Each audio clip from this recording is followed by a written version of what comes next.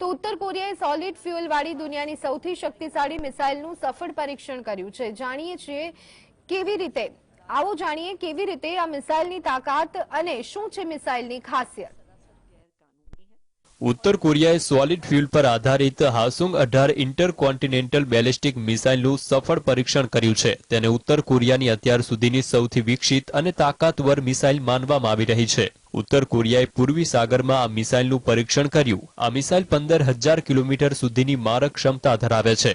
ઉત્તર કોરિયામાં હાસોંગ 18 મિસાઇલનું આ વર્ષે ત્રીજું પરીક્ષણ છે। તેનું ટેસ્ટિંગ એપ્રિલ અને જુલાઈમાં શરૂ થયું હતું। આ મિસાઇલની ખાસ બાબત છે તેનું એડવાન્સ સોલિડ ફ્યુઅલ સિસ્ટમ। સૌથી પહેલા તો એ જાણવું જરૂરી છે કે સોલિડ ફ્યુઅલ શું હોય છે અને તે પ્રવાહી ફ્યુઅલથી કેટલું વધુ ક્ષમતાવાળું હોય છે। લિક્વિડ ફ્યુઅલની સરખામણીએ સોલિડ ફ્યુઅલવાળી મિસાઇલ ઘણી અસરકારક સાબિત થઈ છે। તેમાં લોન્ચિંગની તત્કાલ પહેલા ઈંધણ ભરવાની જરૂર રહેતી નથી। મિસાઇલનું સંચાલન કરવાની કામગીરી લિક્વિડ ફ્યુઅલની સરખામણીએ સરળ અને સુરક્ષિત રહે છે।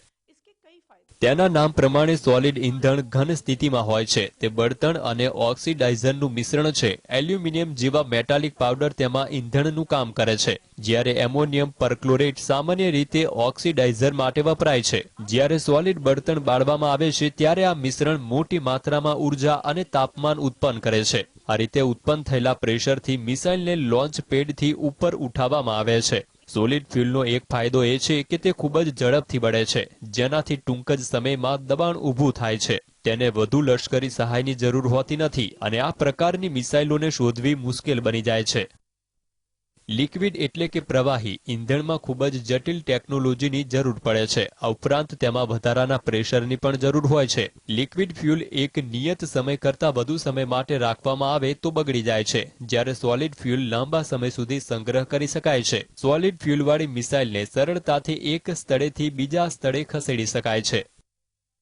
કેટલી જૂની છે સોલિડ ફ્યુઅલ સિસ્ટમ? સોલિડ ફ્યુઅલનો ઇતિહાસ ઘણો જૂનો છે। અગાઉ ચીનના લોકો ફટાકડામાં તેનો ઉપયોગ કરતા હતા। 20મી સદીના મધ્યમાં અમેરિકાએ આ ઈંધણમાં સુધારો કર્યો અને તેનાથી એક શક્તિશાળી પ્રોપેલ્ટન વિકસાવ્યું। સોવિયત સંઘે 1970ના દાયકાની શરૂઆતમાં તેની પ્રથમ સોલિડ ફ્યુઅલવાળી મિસાઇલ લોન્ચ કરી હતી। ફ્રાન્સ અને ચીન પણ આ પ્રકારની મિસાઇલથી સજ્જ છે। દક્ષિણ કોરિયાએ જાહેર કર્યું છે કે તેને પણ કુશળ અને અત્યાધુનિક સોલિડ ફ્યુઅલ બેલિસ્ટિક મિસાઇલની ટેકનોલોજી હાંસિલ કરી છે। બેલિસ્ટિક મિસાઇલને પૂર્વી સાગર તરફ તૈનાત કરવા મુદ્દે ઉત્તર કોરિયાની નિંદા થઈ રહી છે। અમેરિકા, જાપાન અને દક્ષિણ કોરિયાએ રોષ વ્યક્ત કર્યો છે। જાપાનના વડાપ્રધાન કિશિદા ફુમિયોએ તેને સંયુક્ત રાષ્ટ્રની સુરક્ષા પરિષદના પ્રસ્તાવનો ખુલ્લેઆમ ભંગ ગણાવ્યો છે। Bureau report, GSTV।